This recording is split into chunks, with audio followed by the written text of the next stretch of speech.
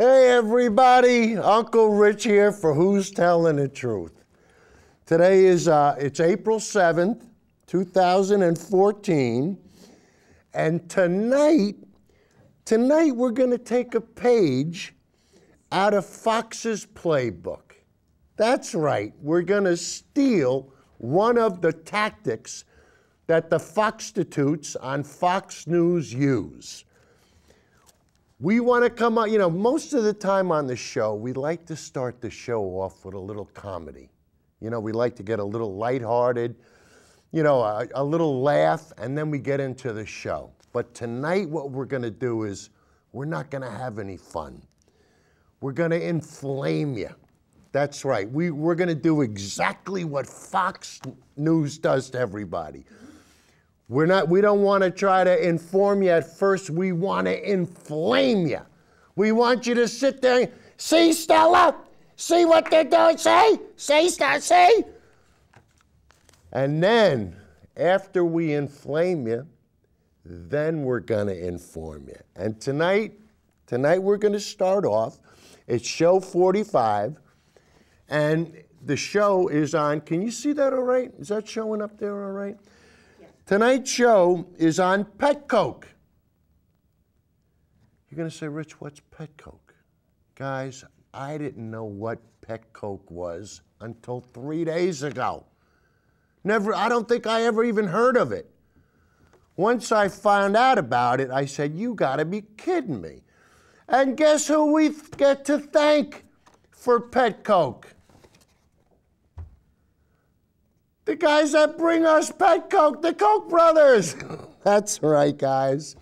We're going to show you beyond the shadow of a doubt how these guys are intent on destroying this country and killing your kids. When you see the stuff that they're putting in Chicago and the fact that it's a toxic dust and they're putting it in Chicago. What's Chicago? The Windy City. So you're going to put toxic dust in the Windy City. What these guys won't do to make more profit. And I mean, when you see the show tonight, guys, you're going to be inflamed. Believe me, you're going to be inflamed that stuff like this is allowed to happen. So we're going to show you what pet coke is. We're going to show you how the Koch brothers don't care about you, your family, the country, anything. And especially, we're going to show you how they're stealing from the communities that they operate in. Yeah, guys, when we get done with the Koch brothers tonight, you're not going to be happy campers. And then we're going to show you that there is a way to solve the climate problem, and that the way we can end global warming and climate change is through a carbon tax. Oh my God, a tax? You're going to tax the richest people in the world? Yeah, that's what we're going to do. You produce the pollution, you pay to clean it up. We'll show it to you. All right, and then we're going to take it a step further. And we're going to show you how Harry Reid, on the floor of the Senate, went after the Koch brothers. And he even went so far as to call them un-American. That's right. When you're trying to kill the people that live in your country, I'm pretty sure that's un-American. When you're trying to put so much carbon in the air that you're going to destroy most of what we've tried to build here, that's a problem. And then, we told you that it's un-American. Well, we're going to show you an un-American. Actually, he was born in South Africa. We're going to show you another clip from Elon Musk and how Elon Musk is going to forge ahead with Tesla Motors and with Solar City. We're going to have a quick view of what his plans for the future. And then, guys, you're not going to believe this. I don't know. You might want to sit down before I tell you this one. Wait, you might want to go to get a drink first. Never mind. You might want to go right up and grab the bottle, because what I'm about to tell you is going to knock your socks off. Guys, the other night, I'm watching O'Reilly, and Bill O'Reilly. Bill O'Reilly is God at Fox. Bill O'Reilly actually supports Tesla Motors. And he thinks everything should be done to promote Tesla Motors. Guys, I'm not kidding. This is from the God over at Fox News promoting something that's sustainable and renewable. I know you don't believe me, but we're going to show you the video that proves it. And then we're going to show you O'Reilly talking with Eric Bolling, another one of the Foxstitutes. And this guy refuses. He refuses to accept anything that's sustainable and renewable. If it doesn't burn fossil fuel, it's no good. And we're going to give him the old BATTA-BING tonight. I tell you, he deserves it. And then finally, guys, there's a new show that's coming on, and it's going to be on Showtime. And, well, I'm sorry, we're going to show you the Tesla Gigafactory, the battery plant that they plan on building. And then we're going to show you from Showtime, that's right, Showtime has a new series called Living Dangerously. And I believe the first episode is going to premiere tonight. And it's all on climate change and global warming. And I tell you, you're going to watch some of the trailers tonight. It's right between the eyes material. Guys like Harrison Ford, I mean, noted people. And when you see what's going on, you're going to go, wow. I never realized things were this bad. All right, so anyway, let's get to the inflammation part. As one day I'm watching Fox and Friends, and Steve Doocy says, you know, the article that you just read wasn't insightful enough. It wasn't insightful enough? Well, I tell you, we're going to incite you to the point where we're going to piss you off. So, John, play the first clip.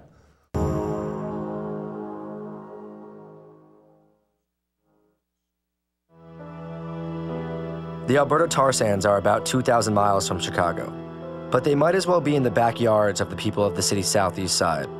Petroleum coke, or pet coke, a byproduct of the oil refining process, is piling up on the banks of the Calumet River and blowing into the adjacent neighborhoods. KCBX Terminals, a subsidiary of Koch Industries, is storing the dusty byproduct after it's shipped across the state line from the BP refinery. See that, guys? That's from, Kurt, do you have the volume up? We got to make sure we got this right. You see that, guys? That's the Koch brother terminal. And if you look at the upper left-hand corner, that's the Koch brothers logo. And John, if we can go to the next still now, and we'll show you the other, there we go. So guys, from now on, whenever you see that logo, whenever you see that trademark, that's the sign of evilness right there. No, really, and if you're at ShopRite, or if you're at Stu Leonard's, or you're at our favorite Costco, and you're about to buy some paper towels, and you look at them and you see the Koch insignia on it, put it back on the shelf. Doesn't matter. Even if you got to pay a nickel more for the competitor brand, pay it. We want to stop these guys.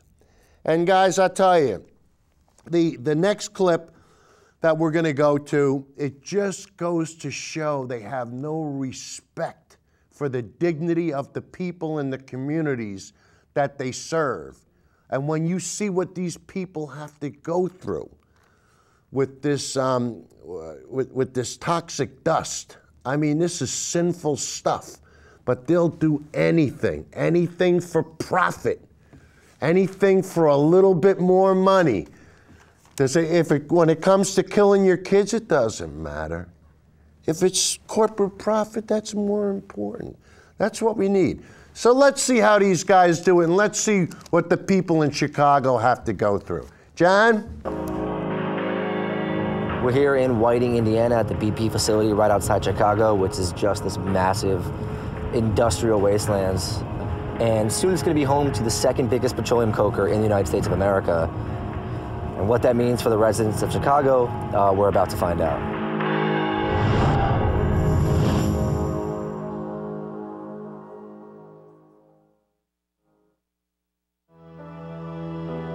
The Alberta tar sands are about 2,000 miles from Chicago, but they might as well be in the backyards of the people of the city's southeast side. Petroleum coke, or pet coke, a byproduct of the oil refining process, is piling up on the banks of the Calumet River and blowing into the adjacent neighborhoods.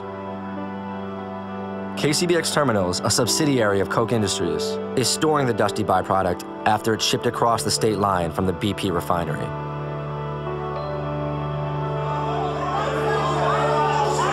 But Kate showed me a tangible example of what was to come if heavier oil continues to be imported and refined in the United States. So you can see that it's really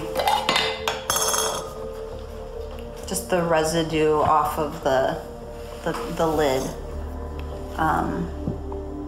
Oh, it's really fine. Yeah. Kinda... So it blows around easy. When you put it on your hand, it leaves a residue. It doesn't wipe off like dirt. Like you have to go and scrub your hands with soap and water after this. How did you do this? So another group went onto the north site, the KCBX north site, and they just scooped it up and then they got kicked off. But you can show me where it is? Yeah. So it's on the 100th Street Bridge. You could see this large black area. Yeah, that is a big pile. And so this is the bridge. This is a major, thoroughfare. Mm-hmm. And then this is the 106th Street Bridge right here. And this is the site they just acquired. So basically where this pin is here, and then where this pin is here, that's all owned by the Koch brothers. And where are we right now? This is where we live.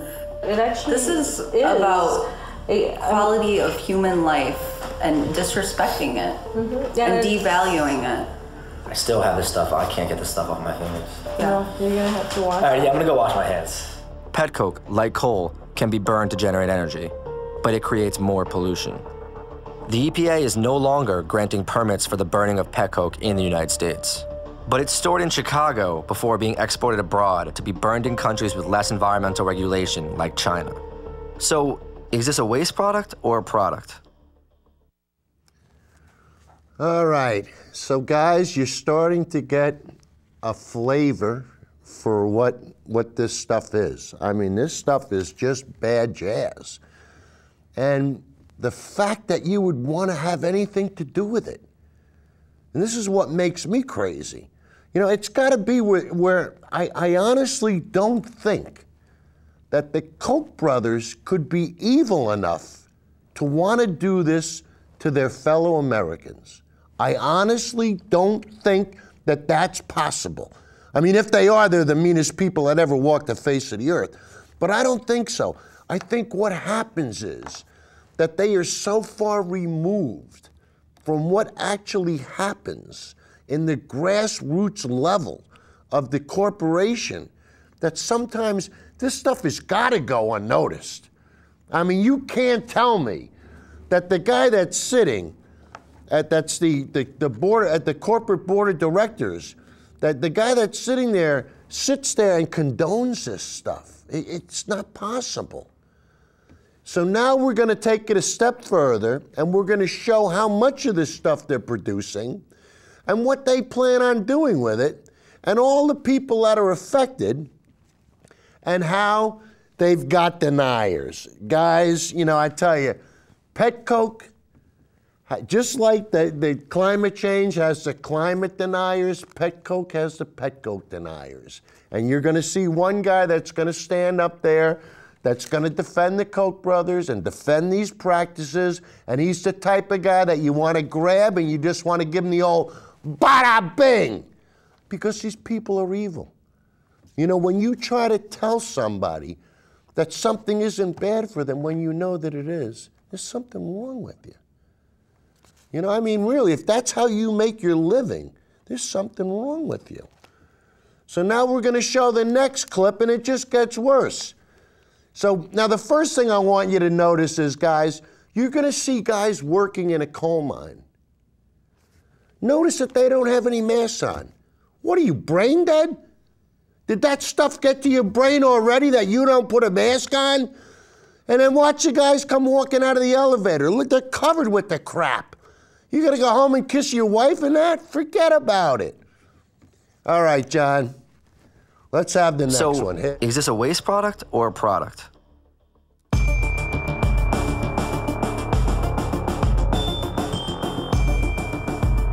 Pet coke is a byproduct of the oil refining process. The key is that it's not a hazardous waste.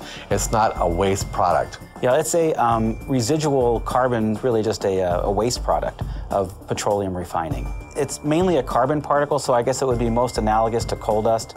And so it is not just a nuisance, it's more than a nuisance. Coal dust and carbon particles have been shown to cause fibrosing lung disease, which means scars in your lungs. It's been shown to cause emphysema, just as if you smoke. This kind of particulate or dusts can really cause problems, and as an occupational lung specialist, we see lots of groups of workers that have inhaled dust as part of their jobs who get, over a long time, can get very severe and serious lung diseases.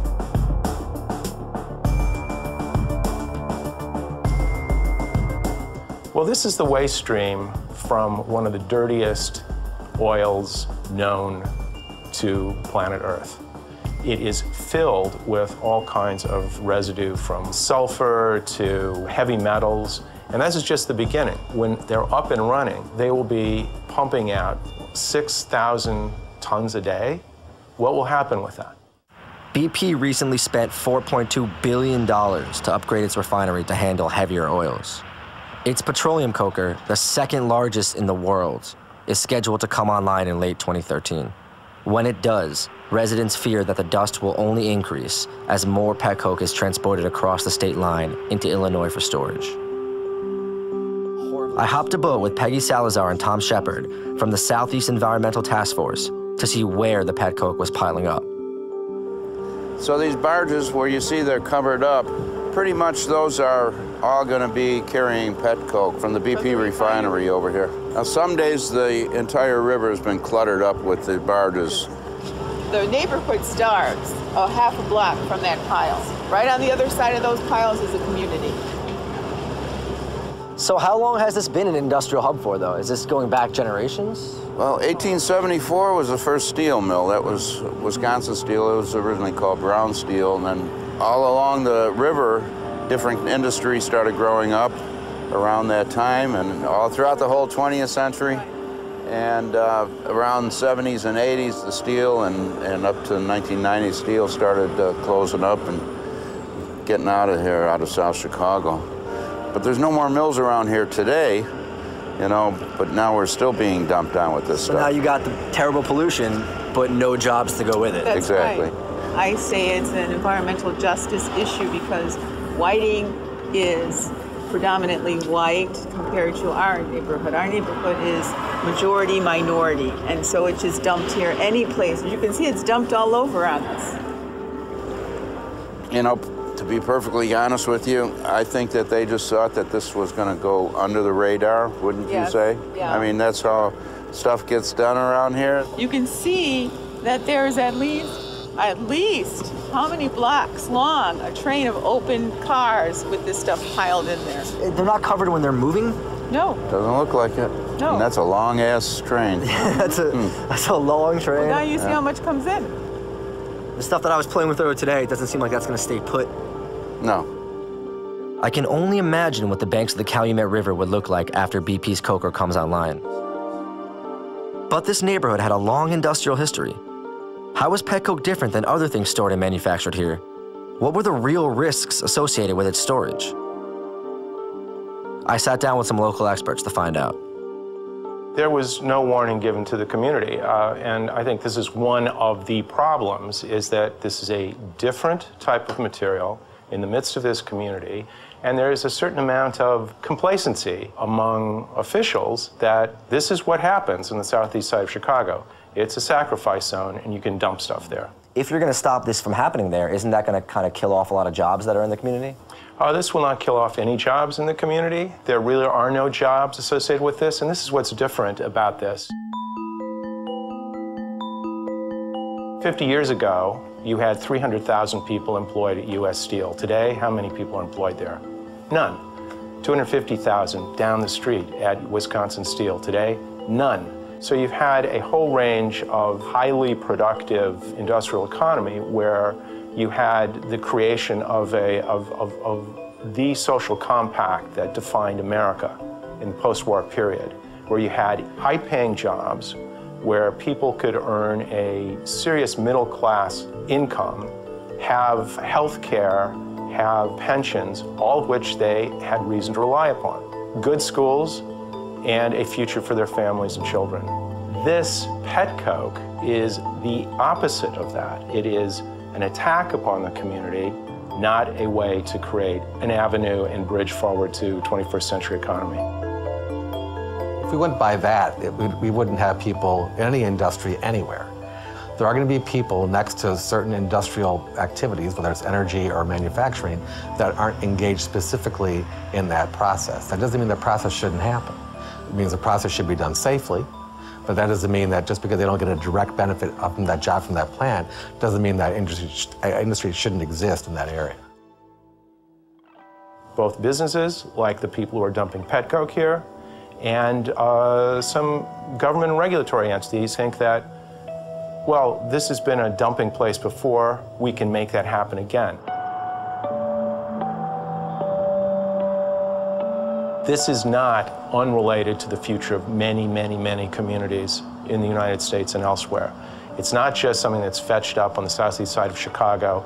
We're looking at this happening in St. Louis, we're looking at it in Houston, we're looking at it in Toledo, town after town, city after city, where as this dirty tar sands oil comes in the United States, more and more communities are going to be directly affected in their backyards.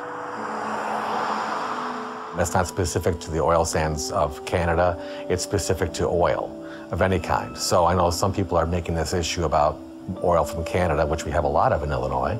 But if we stopped all the oil from Canada, we would still have pet coke because it comes from the oil refining process.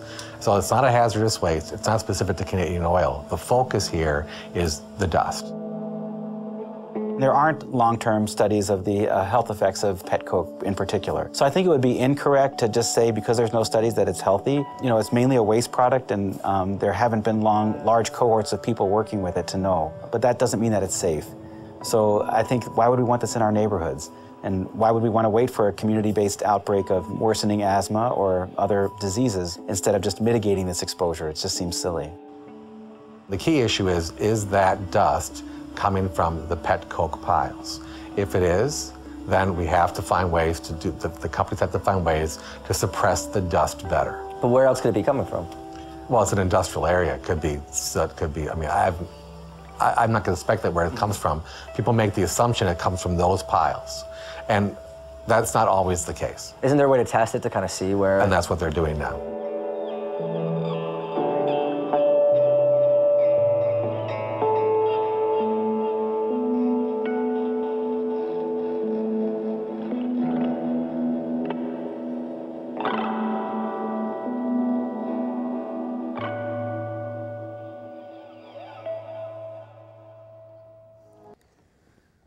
Isn't that nice, guys? They're going to give them 2 years to cover the pet coke.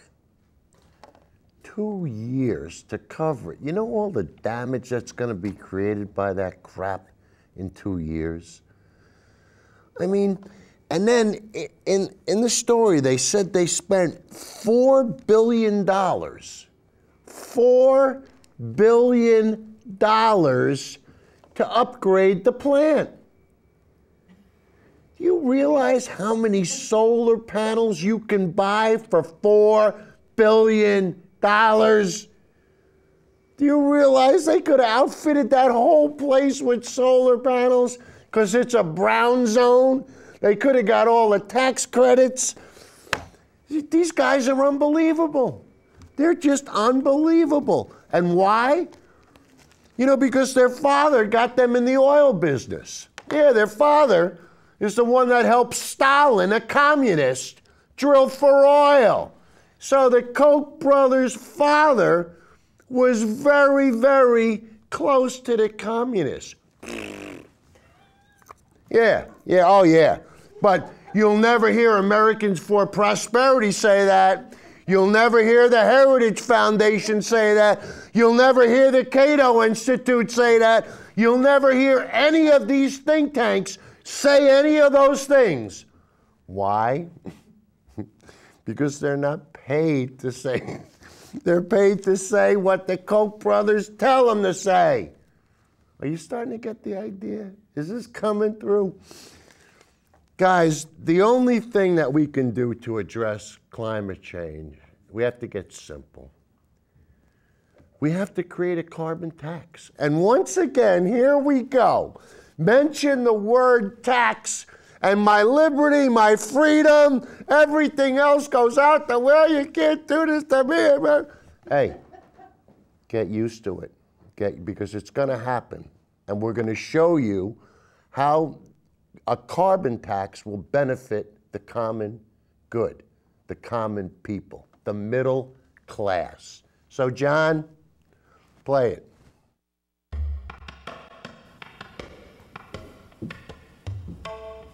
Hi, I'm Judd Legum, editor of Think Progress. There's a lot going on in the world, so you may have missed some important news that we've crossed a historic threshold. The concentration of carbon dioxide in the Earth's atmosphere now exceeds 400 parts per million.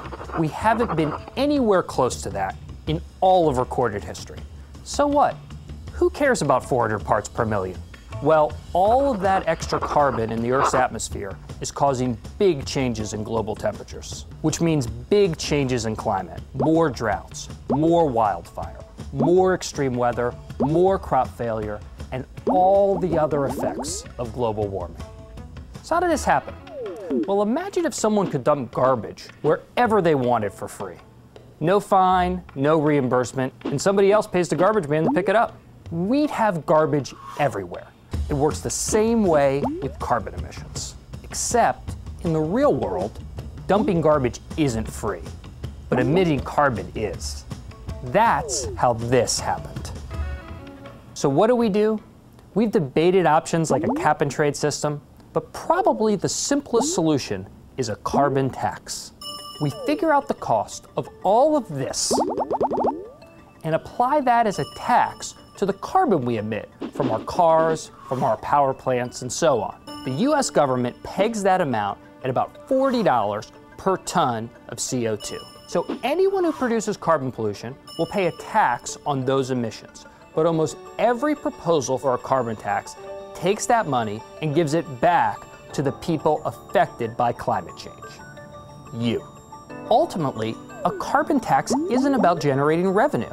It's about making the prices we see every day, our gas bill, our electricity bill, all our goods and services, actually reflect the true costs of fossil fuels.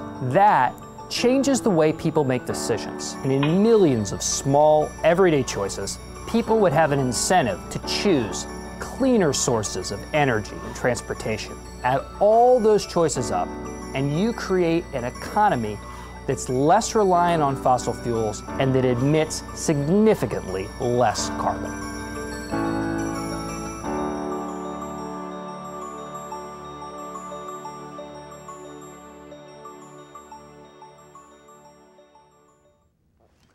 Guys, we showed you earlier about Germany, how Germany, like I say, if it doesn't move in Germany, there's a solar panel on it.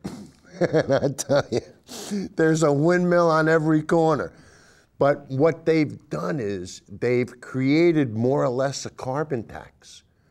If you're going to get electricity that's generated from fossil fuels, you pay more for it than if you were to get electricity generated from hydro, wind, or solar. And it works very well. And about 50% of Germany's electrical energy is sustainable and renewable. They understand, they get it. They don't have two brothers that are trying to keep the whole country from going renewable.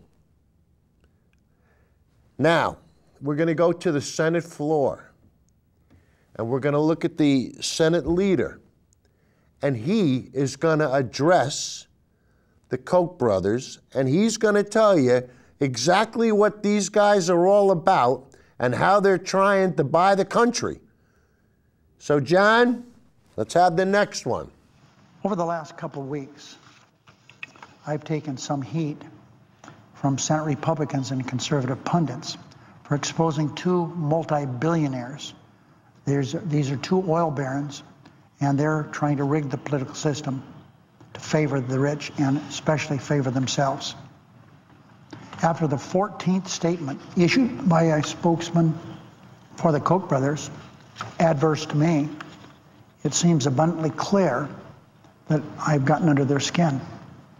But as the saying goes, and the saying goes that this came from the great Senator Pat Moynihan, who said, everyone is entitled to their own opinion, but not to their own facts. But I guess the Koch brothers have been able to buy their facts over the years, not paying any attention to whether they were true or false. This week, media outlets from New York, and especially the Times, to the Washington Post, to the Detroit News, have revealed the truth. And here's the truth. Millions in political ads sponsored by these two multi-billionaires are misleading at best and outright false in many instances. Mr. President, the truth is the Koch brothers are willing to do anything, even exploit Americans suffering from cancer to advance their campaign of distortion. Mr. President, you know, I'm not afraid of the Koch brothers. None of us should be afraid of the Koch brothers. These two multi-billionaires can spend millions of dollars of their money rigging the political process for their own benefit. But that doesn't mean we have to lay down and take it, because we're not going to. They may believe that whoever has the most money gets the most free speech.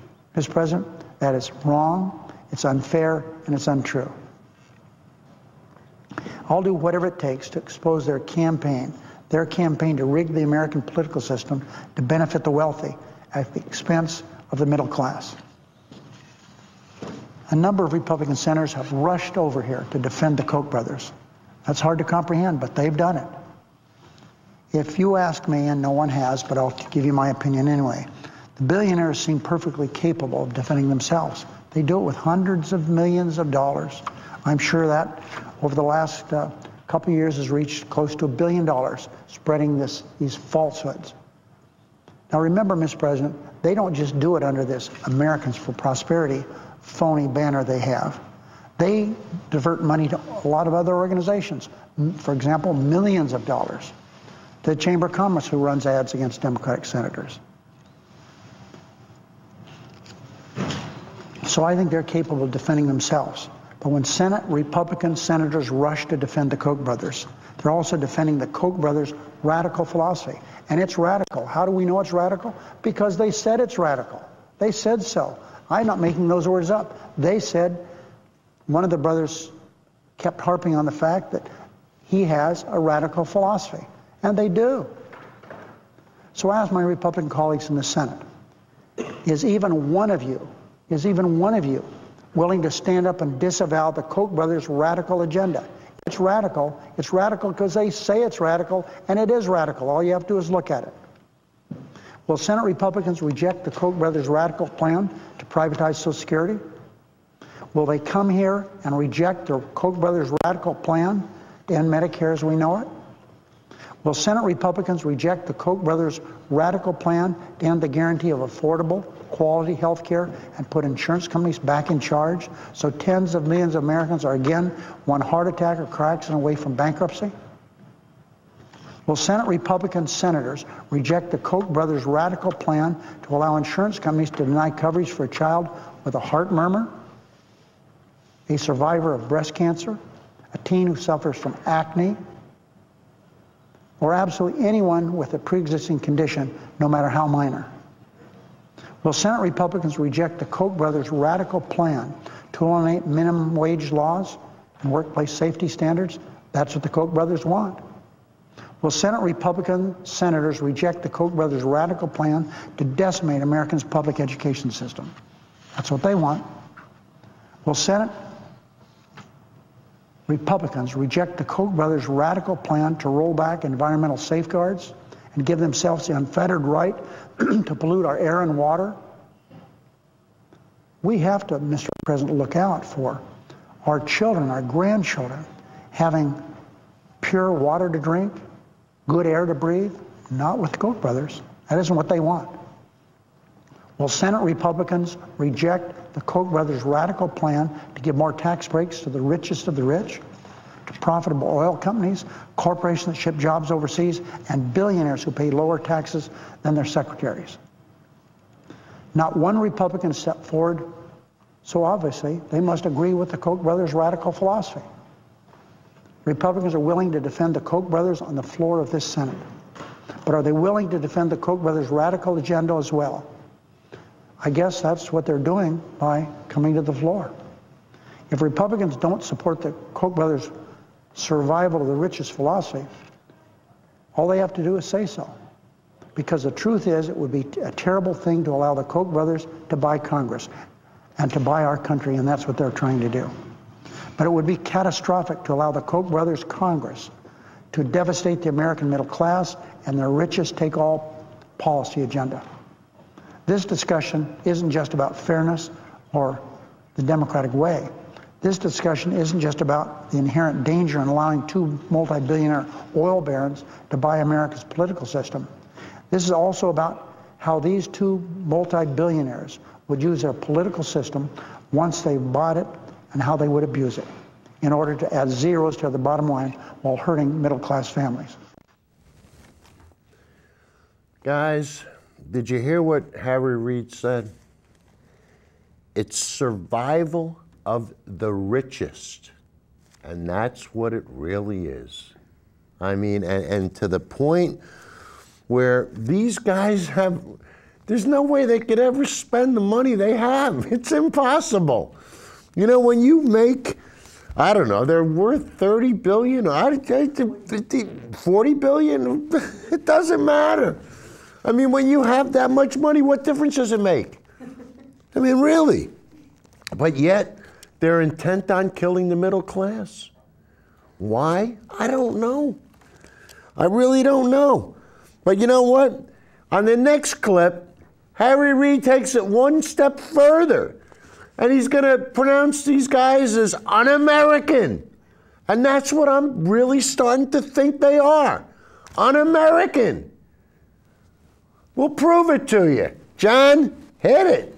If it were just these two egregious examples, someone might suggest I'm picking on the Koch brothers.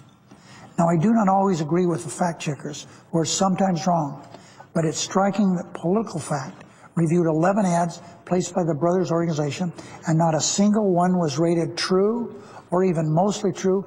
9 were rated false or worse. So I return to my original question. Whether their constitutional rights, are the Koch brothers right to degrade our democratic process with lies?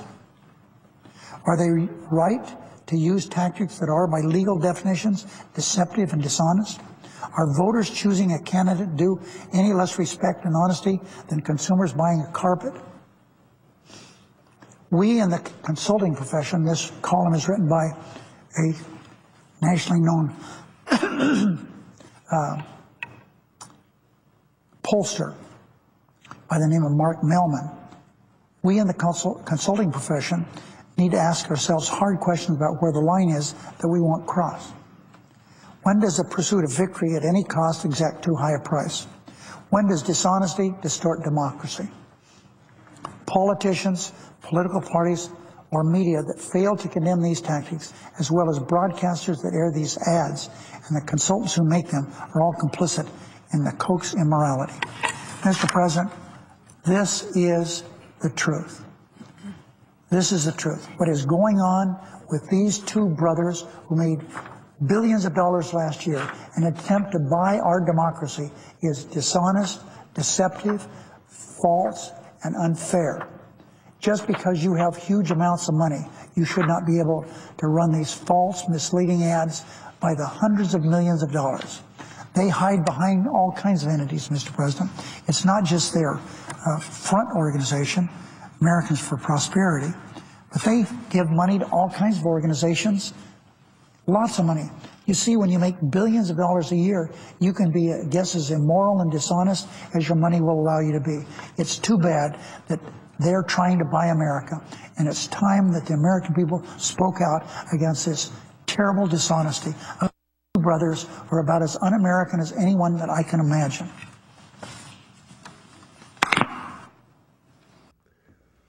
Guys, they really are un-American. And I mean, why would you want to do that to your fellow Americans?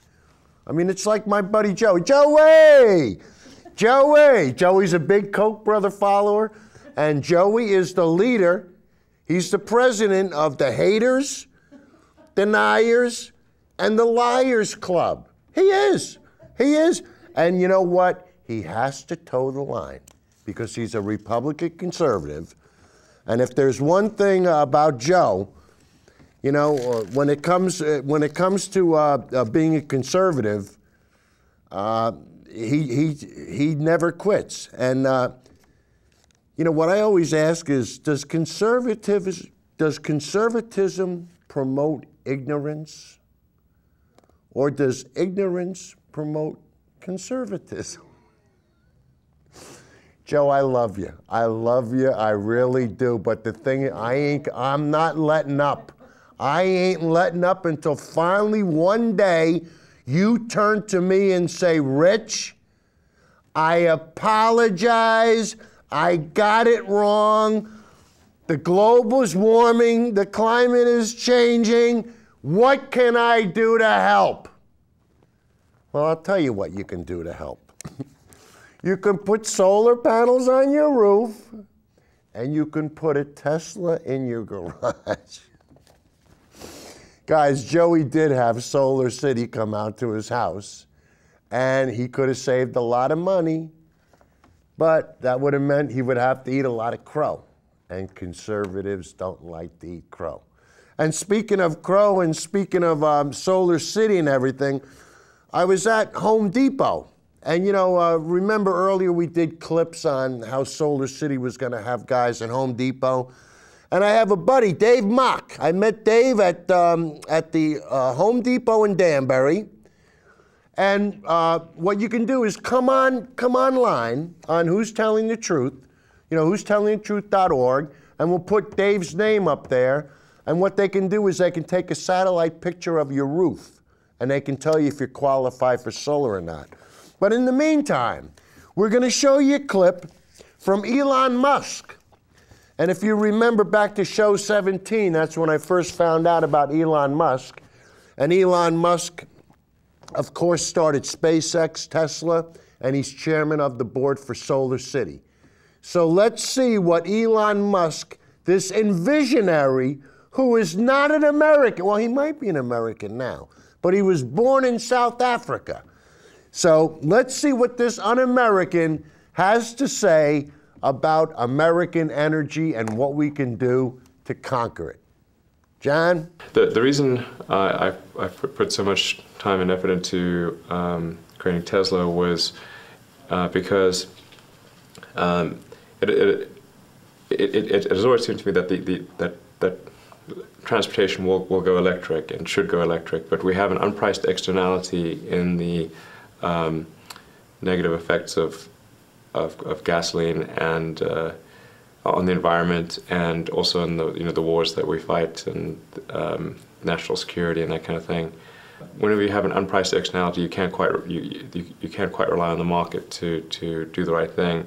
So in order to have electric vehicles come sooner than they otherwise would, I mean, electric vehicles were always going to be the long-term transportation mechanism. But to make that day come sooner, you have to bridge the gap with innovation. That was the goal with Tesla, is to try to serve as a catalyst to accelerate the day of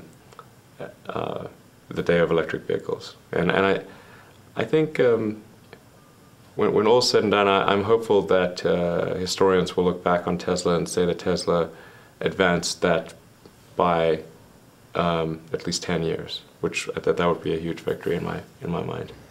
And Solar City, of course, is on the solar is on the energy production side of things. Because it doesn't help if we have sustainable consumption of energy, but then that energy isn't produced in a sustainable way. And I feel quite strongly that solar power will be the single largest source of electricity generation by the midpoint of the century. In fact, just a simple extrapolation of the growth of solar power would show that that's obviously going to be the case. And also when you consider that the Earth is almost entirely solar powered today, and that the fact that we're not a frozen ice ball at, say, 4 degrees Kelvin, and it's just due to the sun, and the whole ecosystem is powered by the sun. There's just an itty-bitty amount of energy that we need to do complicated human things. This is a tiny amount of energy, really, compared to what the sun puts on the Earth every day. And we just need to capture a little bit of that and turn it into electricity. So we have to try to accelerate that with innovation. And that's what Solar City is about.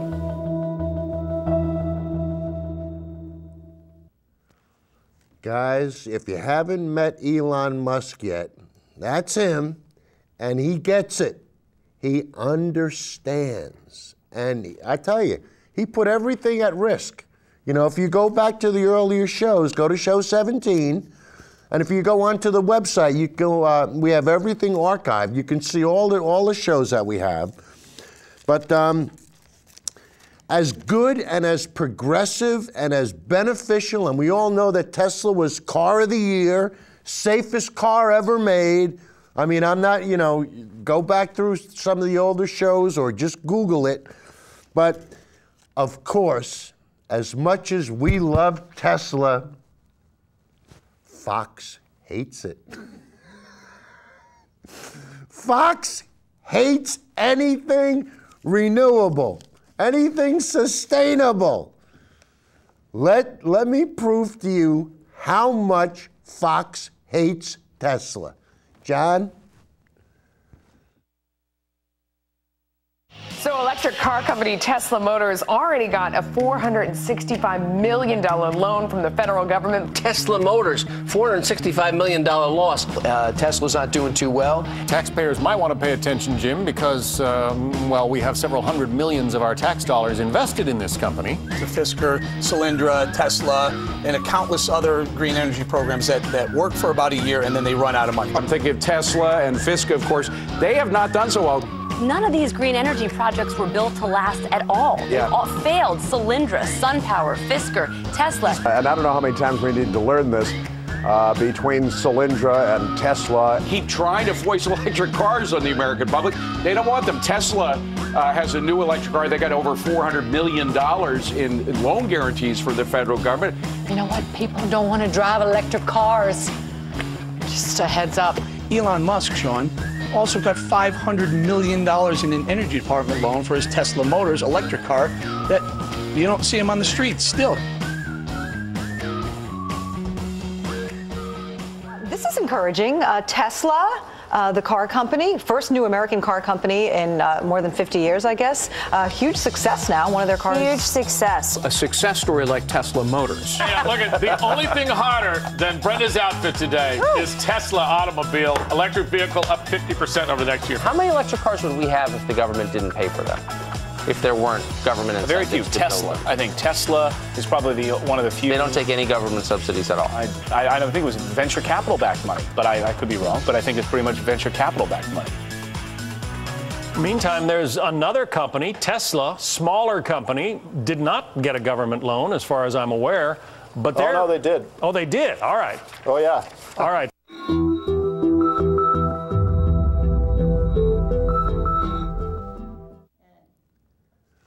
See that, guys? The guys at Fox, they're not even good liars. You know, if you're going to do something, if you're going to do something for a living, like I install Central Vax, okay? Guys, I'm going to tell you something. I'm the best there is. And I'm not boasting. It's why? It's because that's what I do for a living. If I was a boxer, I'd be the world champion. If I was a baseball player, but I can't do those things. But you know what? I can install Central Vax. And if that's what I'm going to do, I'm going to make sure I do it better than anybody. And it's that simple. You know? Now, Guys, this is the time when you got to grab the bottle. I mean, you got to grab the bottle because what Bill O'Reilly is about to tell us is going to knock you over. I mean, here you got the leader of Fox News. I mean, it's icon. The guy that gets all the ratings. Millions of people watch him every night. And now you've got this guy breaking ranks. What's gonna happen? What's gonna happen?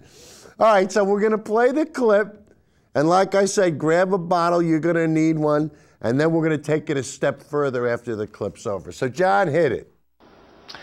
Now on to global warming.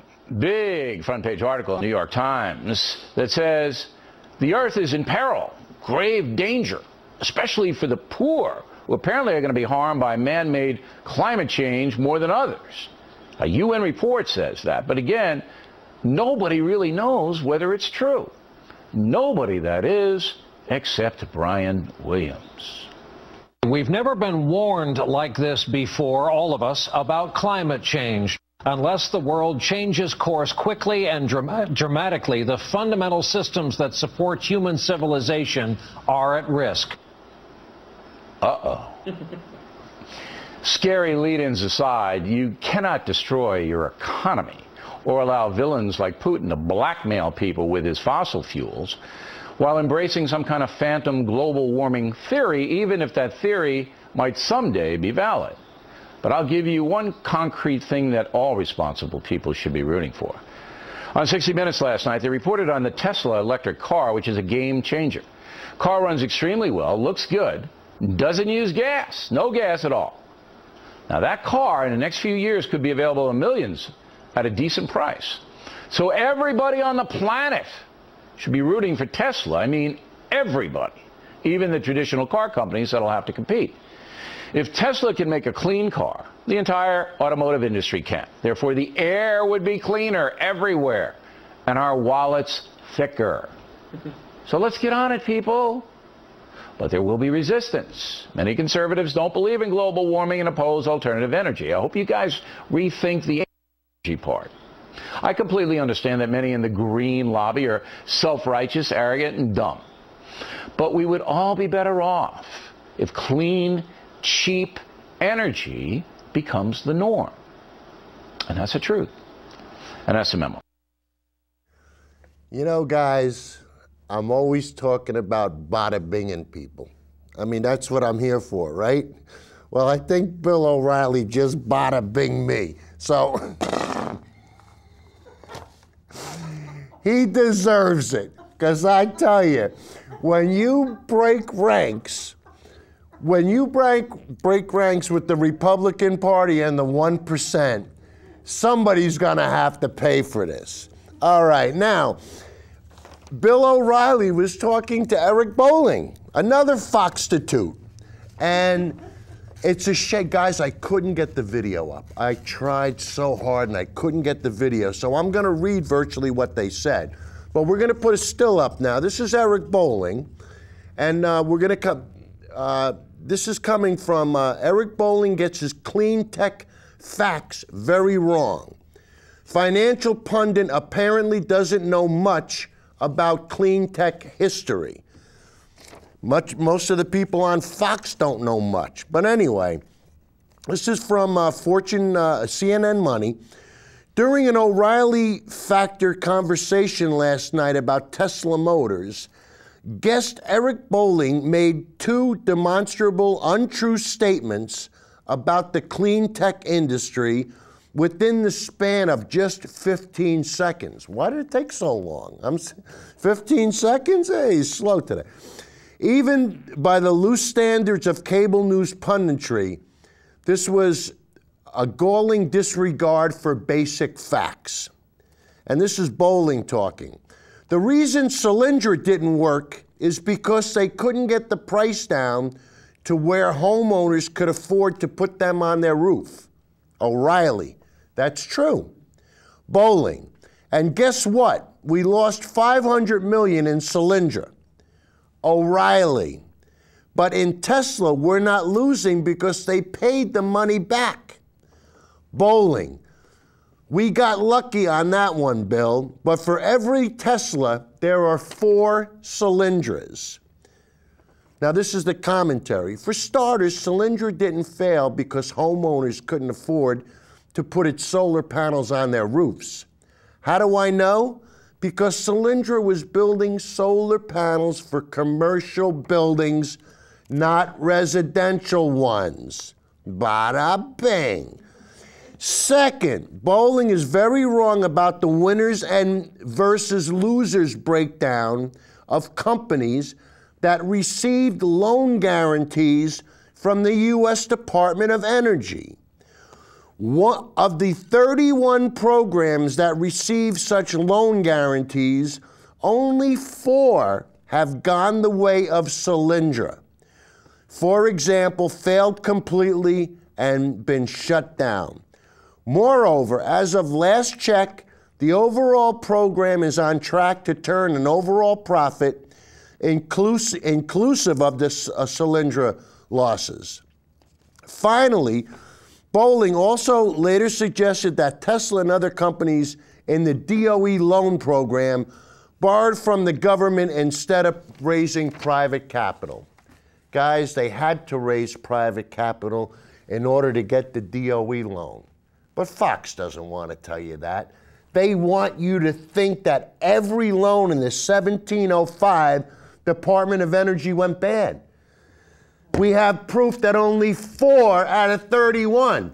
Last week we showed Ivanpah. Look at the amount of electricity that Ivanpah is generating. That's a home run. All right, now, how much time we got, Judy? Funny you should ask. We got 1 minute and 30 seconds. Guys, John, we're going to jump ahead. We want to do number 13, and the reason why is this is going to be on Showtime, and this is going to premiere on YouTube tonight. So let's do this clip, and then we'll roll the credits like we do, because we're behind as usual, so roll it. 99 scientists out of 100 say climate change is real, and it's only going to get worse. So if you were sick, and you got 100 doctors, and 99 of them said you had to have an operation, would you get another opinion? I don't think so. Our world is changing faster and more dramatically than ever before. Not true. Global warming ended in 1998. I'll show you the data for it. There's so many political agendas, there's been so many exaggerations that it's brought a lot of confusion. Ice melt, rising sea levels. There is no more fire season. We have wildfires all year round. What do you think? No, I just said that because Judy said. But guys, tonight on Showtime, and it's going to be on YouTube. Judy questioned me. It'll be on YouTube. And it's called Years of Living Dangerously. See you next week.